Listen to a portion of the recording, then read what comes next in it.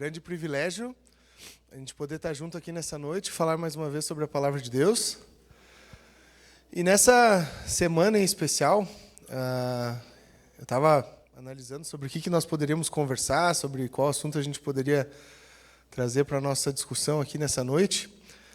E uma coisa tem me chamado a atenção já faz algum tempo, né? Que é a questão sobre como a gente pode perseverar mesmo em meio às tribulações, sendo cristão, né? Como é que a gente consegue encontrar essa perseverança que Deus nos proporciona, ou essa vontade, esse ânimo de seguir em frente, mesmo diante das dificuldades que muitas vezes a vida nos oferece, né? Então, a gente vai resolver essa questão com um trecho presente lá em 2 Coríntios, vai partir do capítulo 4, então se você quiser encaminhando na sua Bíblia para 2 Coríntios, capítulo 4, pode ir indo para lá. Mas antes da gente realizar a leitura em si do trecho, eu acho que é importante a gente contextualizar um pouco, né, o pano de fundo na qual essa carta foi escrita, para a gente conseguir absorver da melhor forma possível a ideia do que o Senhor quer nos transmitir através das palavras de Paulo com esses versos aqui. Então, como muitos de vocês sabem, 2 Coríntios é uma carta de autoria paulina, né? Foi escrita por Paulo ali por volta de 56 depois de Cristo, e ela tinha o intuito de fazer com que o apóstolo se reconciliasse com a igreja, tendo em vista o fato de que provavelmente a igreja não havia recebido de forma adequada a carta anterior que Paulo havia escrita, onde ele visava, né, tratar vários problemas pelos quais aquela comunidade estava passando ali. Então, se vocês olharem, o tom de 2 Coríntios ele é um pouco pesaroso e, ao mesmo tempo... Obrigado, Lucas.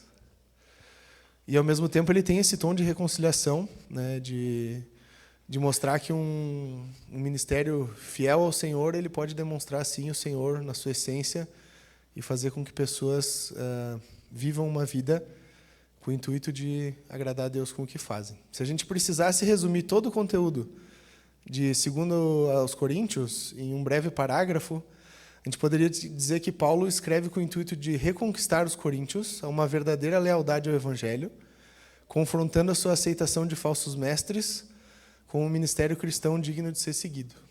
Então, Paulo está tentando fazer com que aquelas pessoas ali se voltem ao verdadeiro Evangelho, estejam bem atentos às falsas doutrinas, aos falsos mestres, e ele demonstra isso através de um ministério cristão fidedigno para essas pessoas como um fator motivador, né? Então, com tudo isso na nossa mente, pessoal, a gente vai fazer a leitura agora de um trecho um pouquinho extenso, que vai ali de 2 Coríntios capítulo 4, do primeiro versículo até o 5:10.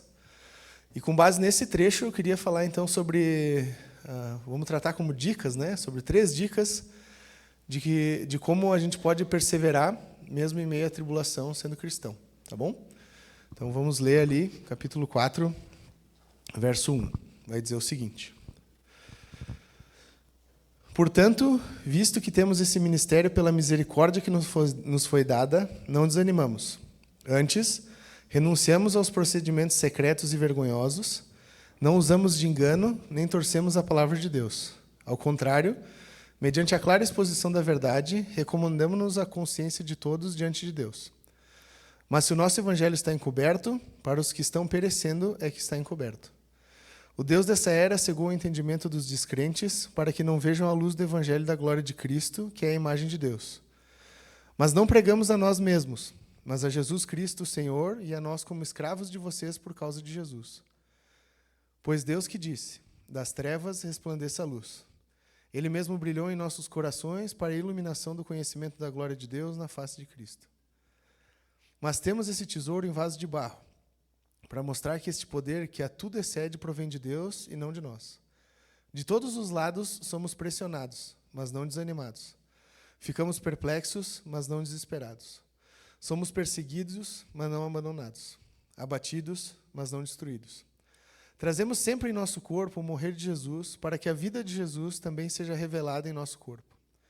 Pois nós que estamos vivos, somos sempre entregues à morte por amor a Jesus, para que a sua vida também se manifeste em nosso corpo mortal, de modo que em nós atua a morte, mas em vocês atua a vida. Está escrito: Criei, por isso falei. Com esse mesmo espírito de fé, nós também cremos e por isso falamos. Porque sabemos que aquele que ressuscitou o Senhor Jesus dentre os mortos, também nos ressuscitará com Jesus e nos apresentará com vocês. Tudo isso é para o bem de vocês, para que a graça que está alcançando um número cada vez maior de pessoas faça que transbordem as ações de graças para a glória de Deus. Por isso não desanimamos, embora exteriormente estejamos a desgastar-nos. Interiormente estamos sendo renovados dia após dia. Pois nossos sofrimentos, leves e momentâneos, estão produzindo para nós uma glória eterna que pesa mais do que todos eles. Assim, fixamos os olhos não naquilo que se vê, mas no que não se vê, pois o que se vê é transitório, mas o que não se vê é eterno. Sabemos que se for destruída a temporária habitação terrena em que vivemos, temos da parte de Deus um edifício, uma casa eterna nos céus, não construída por mãos humanas. Enquanto isso, gememos, desejando ser revestidos da nossa habitação celestial, porque estando vestidos não seremos encontrados nus. Pois enquanto estamos nessa casa, gememos e nos angustiamos, porque não queremos ser despidos, mas revestidos da nossa habitação celestial, para que aquilo que é mortal seja absorvido pela vida. Foi Deus que nos preparou para esse propósito, dando-nos o Espírito como garantia do que está por vir. Portanto, temos sempre confiança e sabemos que, enquanto estamos no corpo, estamos longe do Senhor, porque vivemos por fé e não pelo que vemos.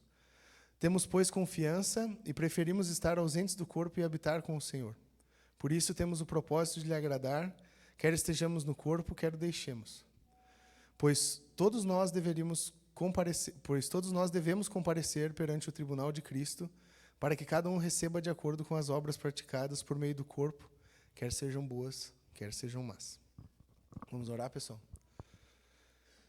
Senhor amado, somos muito gratos pelo Teu amor, somos muito gratos pela Tua misericórdia e gratos também pela Tua palavra, que é viva, eficaz e sempre venha a nos instruir e nos confrontar para que possamos viver uma vida, Senhor, que Te agrade e que busque Te demonstrar diante de todos, Pai.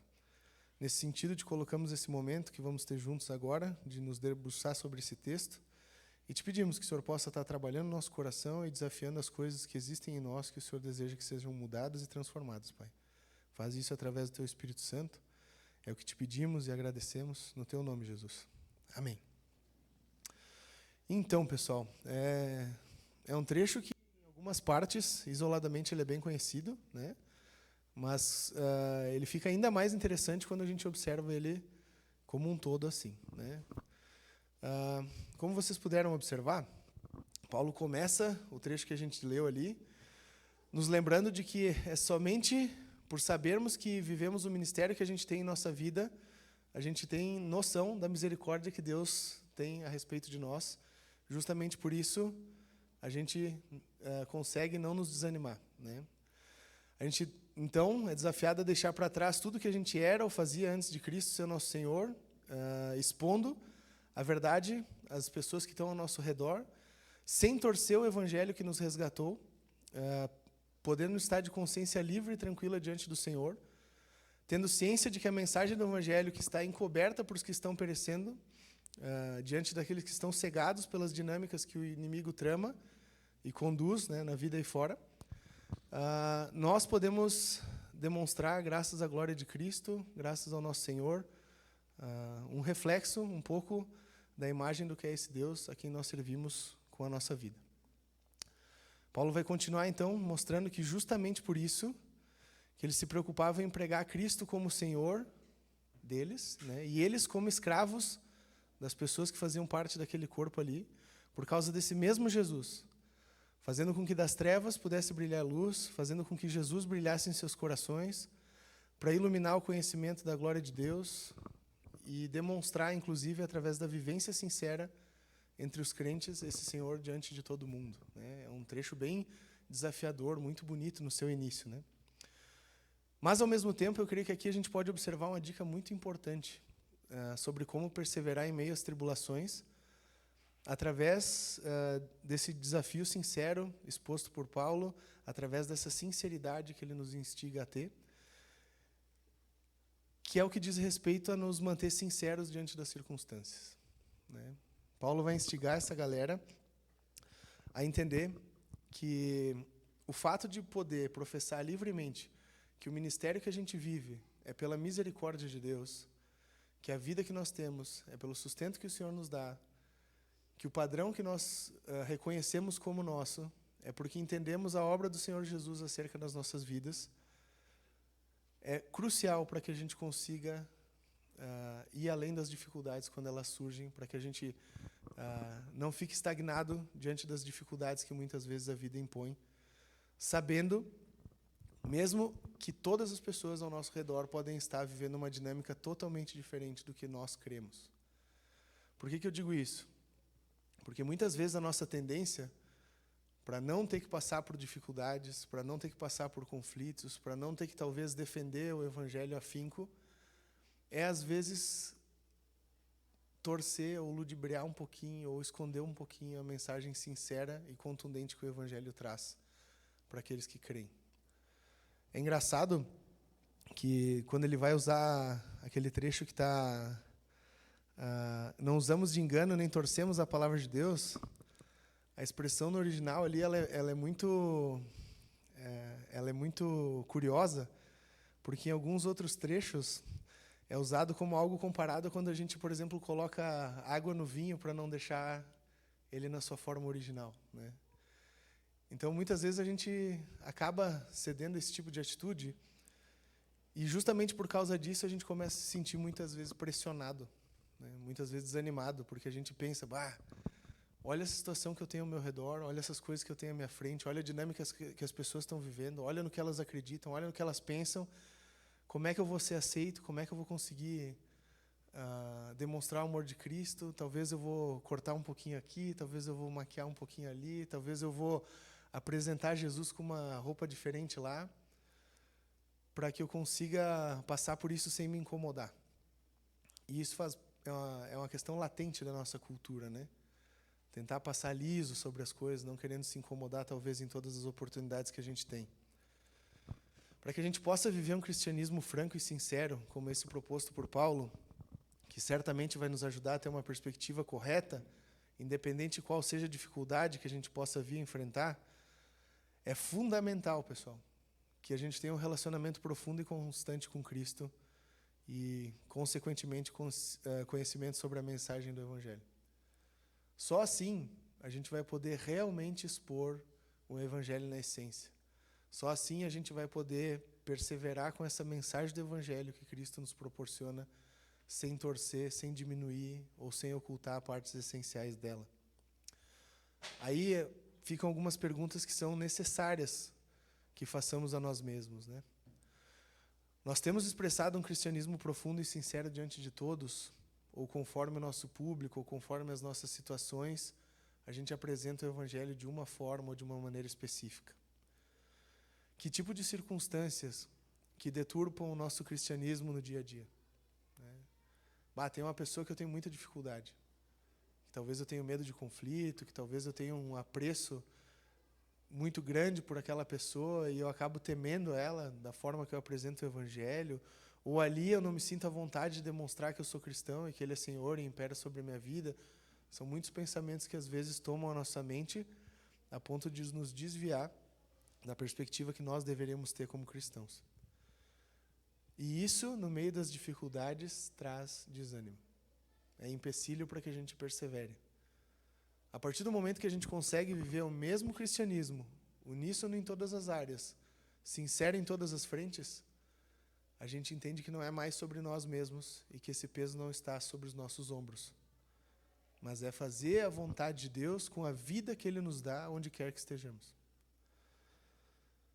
É importante que a gente saiba avaliar todas essas questões que a gente se fez agora no final, para a gente identificar qualquer tipo de padrão que possa ser empecilho na nossa vida no que diz respeito a um testemunho sincero.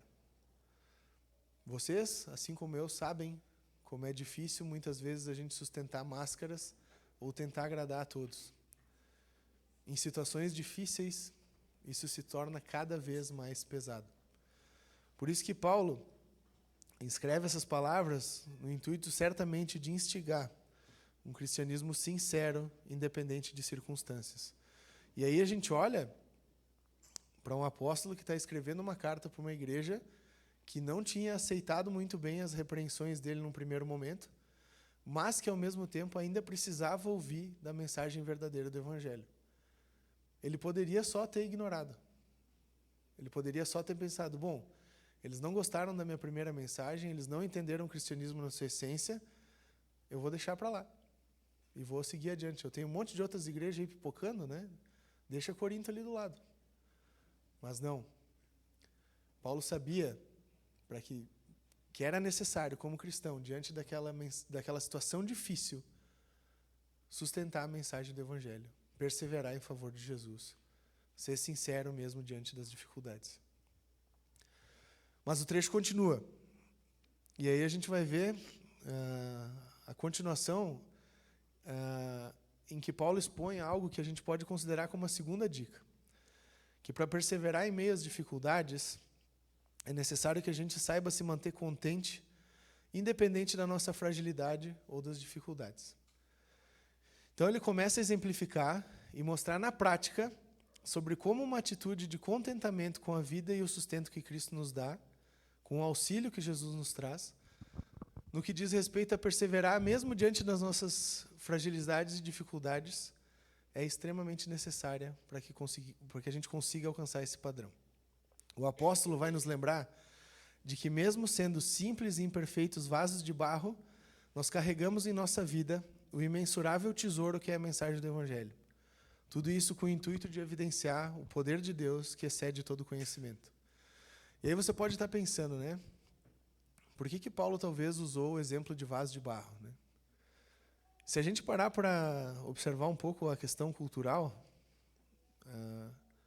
desse momento em que Paulo escreve essa carta especificamente, vaso de barro era o que eles tinham de mais descartável e acessível, talvez, na época, né? Dando uma pesquisadinha rápida, eu descobri que os vasos nobres, eles eram de metal, né, ou eles eram de vidro. Por quê? Porque quando o metal amassado, dava para consertar. Tu dava umas batidas nele ali, ele desentortava, tu dava uma esquentada ali, tu fazia ele ficar na forma de novo, né? E o vidro, ele já tinha aquela vibe do reciclável, né? Quebrou o vidro, a gente derrete e faz vidro de novo. O vaso de barro, quebrou. Ele geralmente era usado para portar coisas sem valor. Ele era usado como a gente tem o conceito do copinho descartável da água ali no fundo, né? Só que um pouco menos reaproveitável. Ao mesmo tempo, o contraste que Paulo faz com esse exemplo é fantástico, né? Porque somos pequenos vasos de barro que portam o tesouro mais imensurável de que a humanidade pode ter consciência.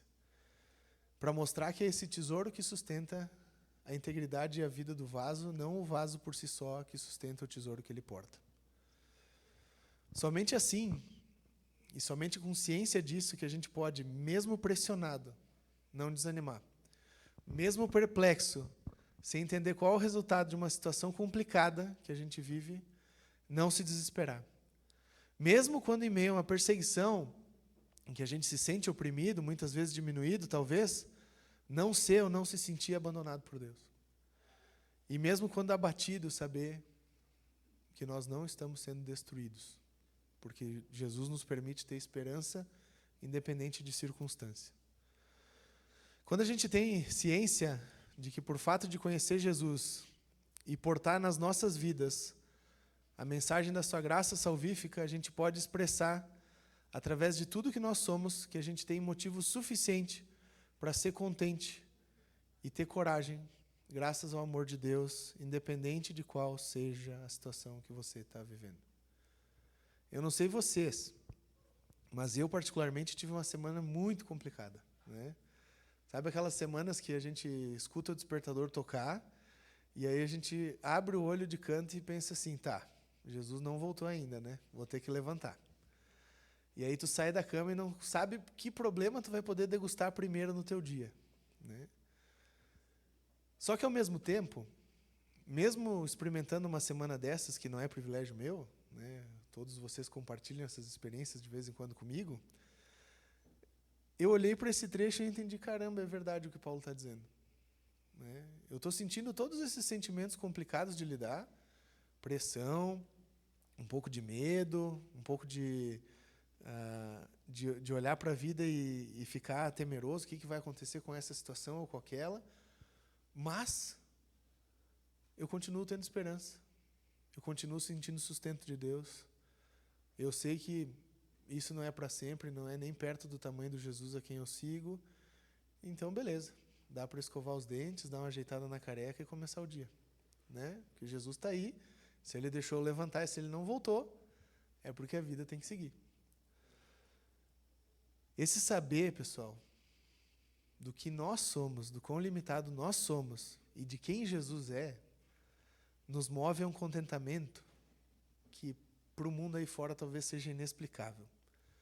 Como muito bem lembrado por Paulo, isso é um motivador para que diariamente a gente seja testemunha da mensagem da cruz e do ministério de Jesus. Tudo sempre com o intuito de estender graça, a graça daquele que nos resgatou, a um número cada vez maior de pessoas. De expressar ações de graça para que o nosso Senhor Jesus seja conhecido e para que dentro de todo esse processo a glória continue indo na direção de Deus. Em meu ver, agora aqui o fofo pessoalmente, né? Esse trecho, além de soar como uma bela poesia, né? Que a gente lê ele, a gente sempre fica meio motivado. Ele expressa de forma muito profunda a relação de contentamento e gratidão que o verdadeiro discípulo de Jesus tem de forma natural com o seu Senhor. Quando a gente vive uma vida íntima com Cristo, quando a gente conhece verdadeiramente a mensagem do Evangelho, quando a gente tenta viver de acordo com as Escrituras, é natural que mesmo diante de todas essas negativas que a vida muitas vezes nos proporcione, a gente consiga sentir a esperança, sentir o renovo, sentir o sustento e estar contente diante dessas coisas. Meu ver, além de todas essas coisas que a gente vê como poesia, a gente consegue ver na prática, na vida de muitos cristãos, o impacto disso quando eles vivem o cristianismo dessa forma, quando eles entendem o que é o porte desse tesouro que eles carregam. E quando eu li esse trecho essa semana, me veio à mente Atos 5:41, né? Onde os apóstolos estavam lá pregando diante das pessoas e o Sinédrio estava incomodado com toda aquela pregação acerca de Jesus e não parava de querer prender eles e judiar eles e tudo mais, até que a gente chega ali em Atos em 5:41 e a gente vê que depois de se retirarem do Sinédrio, eles estavam contentes por terem sido dignos de serem humilhados por causa do nome do Senhor Jesus. E aqui eles não eram malucos, tá, pessoal? Eles realmente tinham entendido o Evangelho na sua essência. Para eles demonstrar Cristo através das suas vidas, assim como Paulo, né? A gente vê o currículo de Paulo ali depois, a gente entende que não era loucura, era ciência do Evangelho, era consciência de quem Cristo era, e era convergir sua vida totalmente para viver esse Cristo todo dia. Aí é possível estar contente mesmo diante de qualquer tribulação. Aí é possível entender que até as coisas mais negativas podem ser usadas por Deus com algum propósito edificante nas nossas vidas. Algumas perguntas que nós devemos nos fazer, tendo consciência dessas coisas. O que nos faz contentes hoje? É conhecer a mensagem do Evangelho, é entender sobre a cruz de Cristo, é saber quem é o Senhor Jesus, ou são outras coisas que têm nos satisfeito? Nós temos lembrado do privilégio que é portar o tesouro dessa mensagem nos simples e frágeis vasos que nós somos? Porque quando a gente lembra disso, a gente chega a se empolgar, né? Tipo, eu era um vasinho ali sem valor, cheio de trinca, e Jesus me permitiu portar esse evangelho maravilhoso no vasinho limitado que eu sou. Nós temos descansado no Senhor, sabendo que a gente tem o suficiente, de que fomos perdoados, de que fomos resgatados, não esquecendo que esse Deus estende o perdão, não só às nossas vidas, mas muitas vezes através das nossas vidas, diante das pessoas. Nós temos nos lembrado de que esse Deus é soberano sobre tudo e sobre todos. O que tem embaçado a nossa visão e muitas vezes não nos permitido observar diante das provas e das dificuldades o que a gente passa na perspectiva da vida de fé? Essa vida, pessoal, essa vida que a gente tem aqui agora, que muitas vezes é complicada, não é o que deve determinar o nosso contentamento. Saber quem é o Senhor, de onde a gente foi resgatado e como nós temos sido restaurados, é o que deve determinar o nosso contentamento, é o que deve nos sustentar e é o que deve nos dar uma perspectiva diferente diante das dificuldades. Quando a gente lembra de onde Deus nos tirou, como Deus nos resgatou e como Ele nos sustenta, nós podemos perseverar diante de toda e qualquer situação. Não pela nossa capacidade, mas justamente por saber quem Deus é e como Ele cuida de quem nós somos. Mas eu acho legal que o texto não para por aí, e Paulo é muito sagaz no como ele encerra esse assunto com a igreja de Corinto ali. A gente vai ver a terceira dica, então, onde o apóstolo vai dizer que, nos mantendo esperançosos, tendo em vista as bênçãos das quais a gente já usufrui, nós podemos perseverar diante das dificuldades. Paulo vai falar nessa última parte do trecho, que a gente está observando agora, sobre como nós podemos nos manter esperançosos, pensando em tudo que Deus nos dá agora já, nem pensando na vida eterna que a gente vai desfrutar com o Senhor no dia que Jesus voltar. Se a gente observar ali o verso 16, ele vai começar falando sobre como, mesmo nós estejamos desgastados exteriormente, dia após dia nós vamos sendo renovados pelo Senhor, e isso é motivo para que nós não nos deixemos desanimar. Também porque a gente sabe que os sofrimentos que a gente passa aqui são leves, perto do que poderiam ser, ou perto do nosso fim sem Cristo, e momentâneos, porque a gente sabe que a vida não se limita somente aqui, a partir do momento que a gente conhece a Jesus, produzem uma glória que é destinada ao lugar certo, o Senhor e o seu reino, não mais qualquer outra coisa fora desse alvo. Todos esses fatos, pessoal, eles nos permitem não mais mirar somente no que é terreno, mas aguardar esperançosamente o eterno, que graças a Jesus está por vir, é iminente, para todo aquele que nele crê. Paulo vai continuar então o seu argumento ali no início do capítulo 5, afirmando que mesmo que a gente venha a perder nossa habitação terrena, nós temos uma eterna que não é construída por mãos humanas. Mesmo que o nosso corpo venha a sofrer as dificuldades da vida, vai chegar um dia em que, graças a Jesus, tudo vai passar. E olha que legal, o Espírito Santo é a garantia que o Senhor nos dá de que vai ser chegada a hora em que nós vamos comparecer ao tribunal de Cristo, e graças a esse mesmo Jesus, nós vamos poder desfrutar de uma vida eterna ao lado de Deus. A gente pode observar nessa argumentação de Paulo, que é muito bom com palavras, né, a imensa misericórdia de Deus. Porque ele podia dizer assim, ó pessoal, então tá, vocês conhecem a mensagem do Evangelho, vocês aceitaram meu Filho como o Senhor e Salvador das suas vidas, vocês estão resgatados. Mas agora então vai ser sofrimento e pancada até o final, porque vocês fizeram por merecer, entendeu? Então, disciplina para vocês até a hora que Jesus voltar. Mas não. Nosso Senhor é tão misericordioso e tão amoroso, que Ele nos lembra de que esses sofrimentos, eles são sim leves e momentâneos. De que eles não são o que nos sustenta.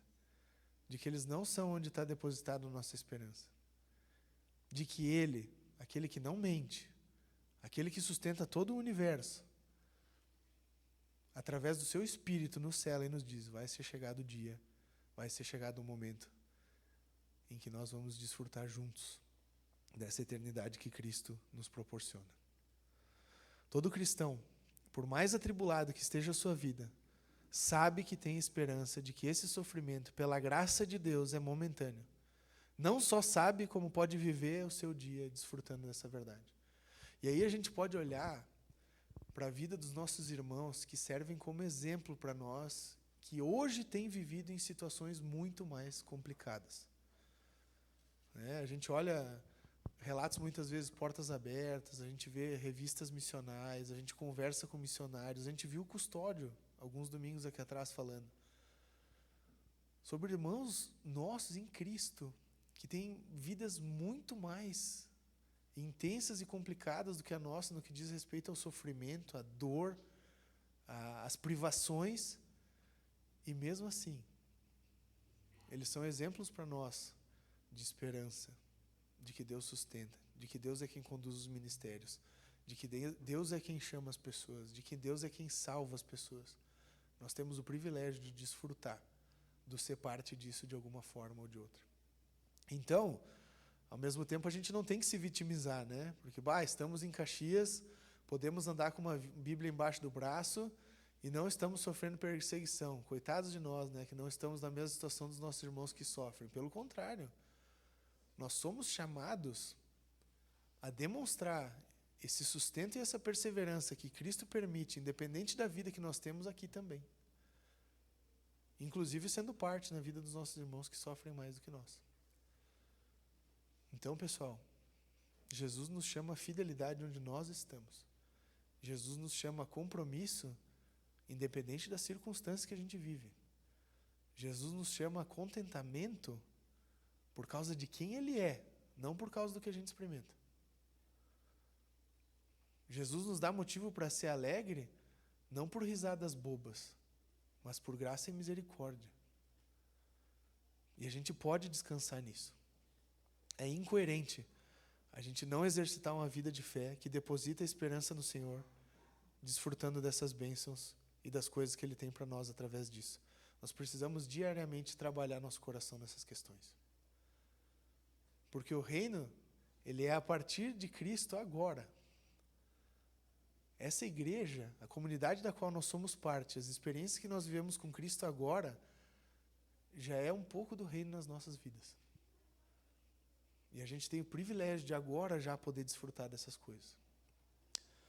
Então, só para a gente não perder o essencial do que a gente conversou hoje, com base nesse trecho da Palavra de Deus, mais precisamente em 2 Coríntios 4, 1 até o 5, 10, nós falamos sobre 3 dicas que Paulo nos deixa no trecho para que a gente possa perseverar em meio à tribulação. Primeira delas, devemos nos manter sinceros diante das circunstâncias. Não devemos torcer o Evangelho, misturar o Evangelho, pelo contrário. O Evangelho deve ser o que nos direciona e, ao mesmo tempo, que nos dá segurança para viver como Deus quer que a gente viva. Nós devemos ser contentes, independente de nossas fragilidades ou dificuldades, mas contentes sabendo do tesouro que portamos em nossas frágeis vidas. E esperançosos, sabendo que Deus nos permite usufruir de muitas bênçãos já agora, quem dirá a eternidade ao seu lado. Qual que é o impacto prático desse trecho nas nossas vidas? Eu acho que o primeiro impacto prático que nós não podemos esquecer é que nós somos chamados a exercer através da graça e misericórdia de Deus o ministério da reconciliação. De ser instrumento nas mãos de Deus, disposto para que as pessoas entendam esse evangelho que nós vivemos. Para que as pessoas entendam o porquê que nós conseguimos perseverar, descansar e ter esperança mesmo diante das dificuldades. O trecho também nos impacta no sentido de que nós somos chamados a viver e expressar um cristianismo que é autêntico e sincero diante de todos.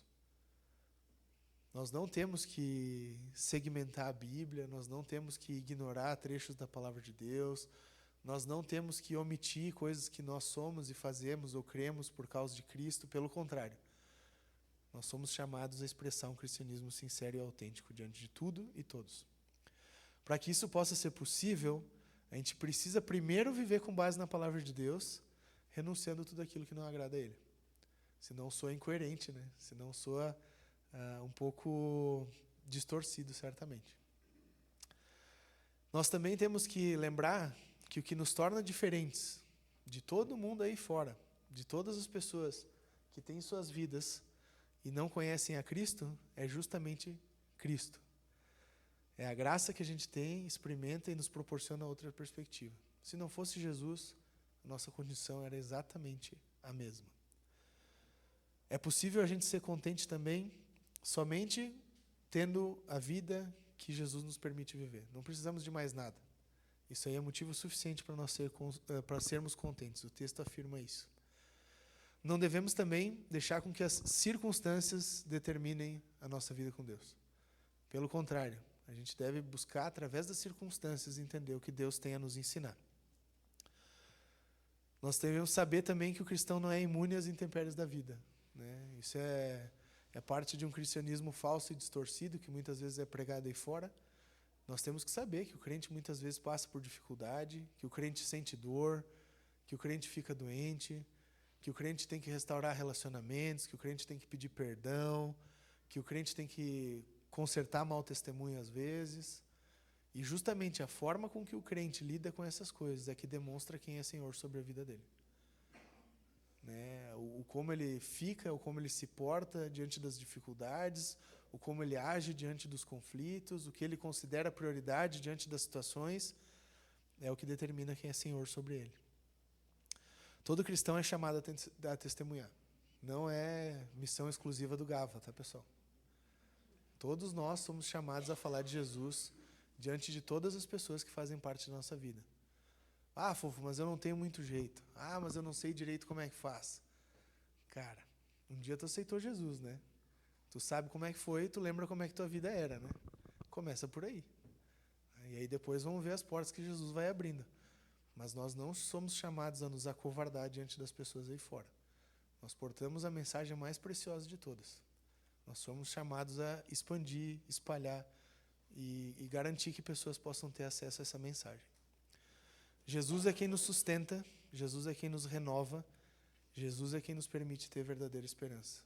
Gente, parece simples, mas isso é muito profundo. Muitas vezes quando a gente está num desânimo complicado, quando a gente está abatido, quando a gente está triste, se nós pararmos para avaliar é porque a gente distorce alguma dessas três afirmativas.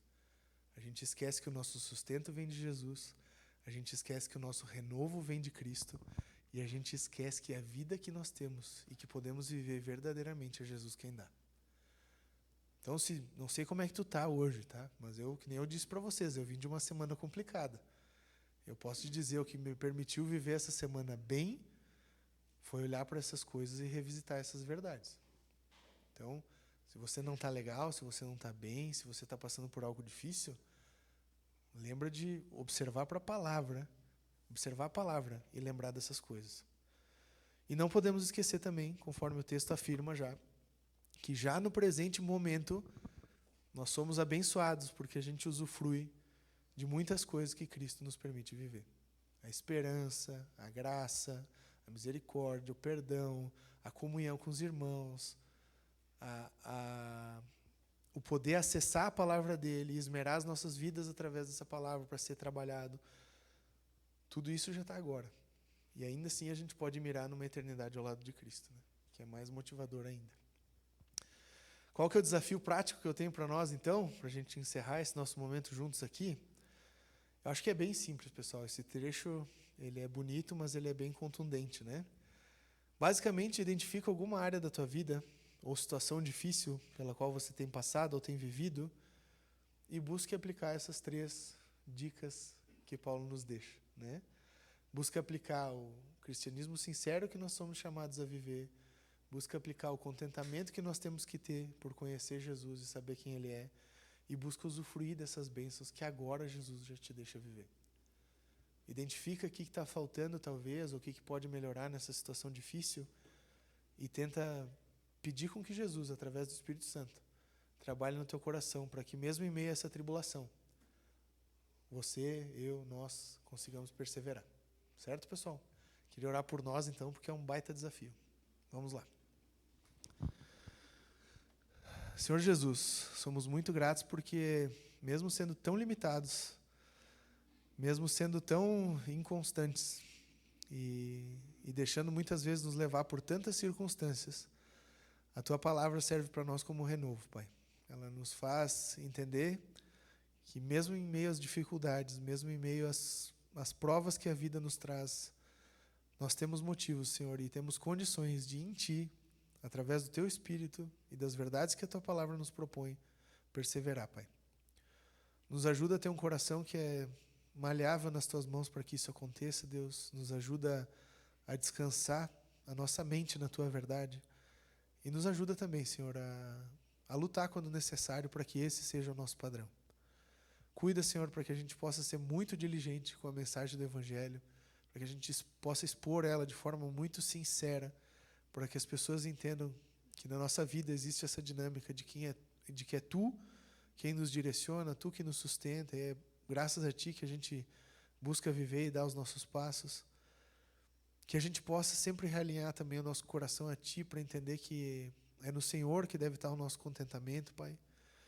E que quando a gente esquecer, ou por causa de alguma determinada circunstância ou outra, ficar triste, Senhor, que nós consigamos voltar para Ti e lembrar das bênçãos que o Senhor já nos permite usufruir, de que a gente não passe por essas dificuldades sozinhos, mas de que estamos inseridos num corpo onde nossos irmãos conhecem de Ti e desfrutam do Teu cuidado também. Nos ajuda a viver essas relações de maneira profunda, Senhor, e íntima, para que nós possamos muitas vezes ser usados por Ti para carregar, mas também muitas vezes nos deixar ser carregados, Senhor. Pai, Tu conhece a luta de cada um aqui, Tu sabe pelo que cada um está passando, mas nós, pela Tua graça, Te conhecemos, Deus. Então Te pedimos que o Senhor possa estar agindo nas nossas vidas, trabalhando nos nossos corações, em tudo aquilo que não Te agrada, e que através do Teu Espírito, Senhor Jesus, nós possamos ser transformados conforme o Teu querer, Pai. Cuida de cada um, abençoe esse início de semana e que a gente possa estar bem atento aos desafios que o Senhor tem para nós. No Teu nome, Jesus. Amém. Certo, pessoal? Então...